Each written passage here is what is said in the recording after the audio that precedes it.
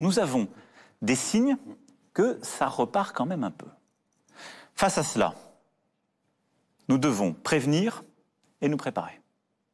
Prévenir, qu'est-ce que c'est? Nous avons appris pendant cette période. Et nous avons appris comment se transmettait ce virus. Mieux qu'au début.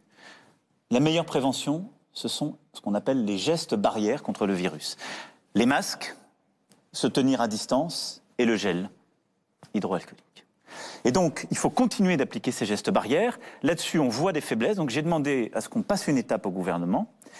Et je souhaite que dans les prochaines semaines, on rende obligatoire le masque dans tous les lieux publics clos. On le fait dans les transports, ça marche très bien. Mais c'est un peu erratique dans les lieux publics clos. Les protocoles, par exemple, le restaurant fonctionne très bien, doivent être respectés. Mais dans les magasins, etc.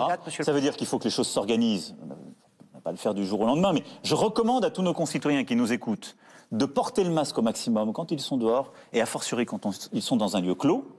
Et on va observer la situation, mais nous mettre en situation de pouvoir, par exemple, à partir du 1er août, le rendre totalement obligatoire. Donc les centres commerciaux dans lesquels, à droite, un magasin est interdit aux personnes non masquées et à côté, à 10 mètres de là, est ouvert aux personnes masquées, c'est terminé le 1er août. C'est le charme de la France. On dit les règles uniformes. C'est quand même la santé publique qui est en jeu. Je suis d'accord, mais pourquoi je dis ça en plaisantant? C'est que vous me dites, c'est pas cohérent.